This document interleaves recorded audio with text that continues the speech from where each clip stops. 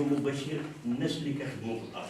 اما يجي شي واحد من الرباط ويبدا يقول له شنو غادي يديروا كشتو كيتباها، هذه العمليه هذه المقاربه نلقى تصحيحها، وهي اللي كتخلي النشطاء ديال الامازيغيه ديال انهم ينفروا من الفعل لانه كتجي انت وكتقول شنو غادي يصير. هذا النشاط ديال اليوم ياتي في اطار مشروع يتعلق بتعزيز المشاركه السياسيه للمواطن الامازيغي في افق انتخابات 2026. وبالتالي ما دام انه الحقوق المدنيه والسياسيه الامازيغيه معني بها بشكل كبير ومتوسع المواطن الامازيغي من اجل الدفاع عن حقوقه المدنيه والسياسيه وفقا للقوانين الوطنيه ووفقا للمضامين الدستور. بالتالي انه في العلاقه وفي اطار اتفاقيه الشراكه مع منظمه الاقليات برنامج ماكس منظمه اميرجي اللي ساهمت معنا في دعم وتمويل هذه الأنشطة التي أنجزناها والتي نتوخى منها الحضور الكبير للمواطن الأمازيغي في المشاركة في اتخاذ القرار سواء على المستوى المحلي أو على المستوى الجهوي وعلى المستوى الوطني.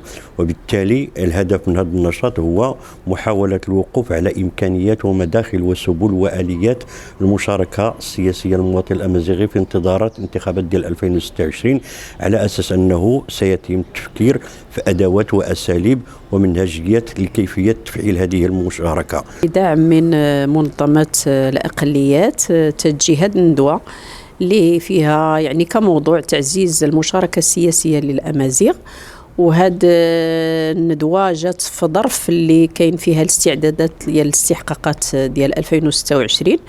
وتنعرفوا بان مجموعه ديال المبادرات الامازيغيه اللي كانت باغا تشتغل في هذا الملف ديال الممارسه السياسيه، الا ان الدوله لحدود الان لم تعطي الحق لهذه المبادرات انهم يأسسوا احزاب ذات مرجعيه امازيغيه.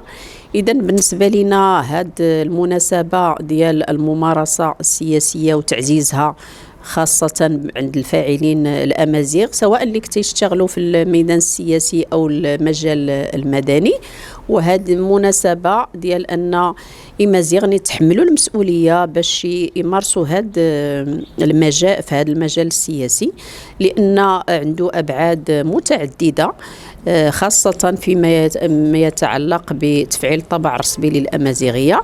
وتنعرفوا أن هذا الملف ديال الأمازيغية رغم أن لا الدستور ولا القوانين التنظيمية خرجت، إلا أنه باقي تيعرف مجموعة ديال التعثرات، بل أكثر من هذا أن مجموعة الفاعلين داخل المغرب واللي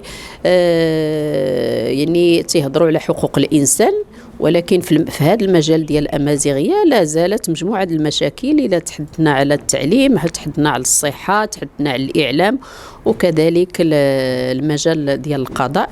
إذا بالنسبة لنا هذه الندوة هي مهمة جدا، وفيها مجموعة ديال التفاعلات بين مجموعة ديال الشركاء ديالنا سواء في المجتمع المدني أو في المجال السياسي. ونتمنى أن هذه الندوة تفعل على أرض الواقع وتبان في الاستحقاقات ديال 2026. أزول معكم نشيطة أمازيغية بجهة بني ملا الخنيفرة، مهتمة بالمشاركة السياسية للمرأة الأمازيغية من أجل تعزيز حقوقها المدنية وكذلك السياسية. كما تعلمون أن المغرب مقبل على تنظيم استحقاقات انتخابات سنة 2026، وعليه فأنا مشاركة في هذه الندوة المنظمة من طرف الشبكة الأمازيغية من أجل المواطنة التي تهدف إلى نقاش ما يهم كل السبل والطرق وأهم المنهجيات التي ستسمح للمرأة الأمازيغية والتي ستمكنها من المشاركة في هذه الاستحقاقات بطريقة فعلية. هذه الندوة المنظمة اليوم هي جاءت في إطار المشروع الممول من طرف منظمة الأقليات، ونتمنى أن تكون هذه الندوة ناجحة. ما تنساش تشترك في القناة وتفعل الجرس باش يوصلك جديد الفيديوهات.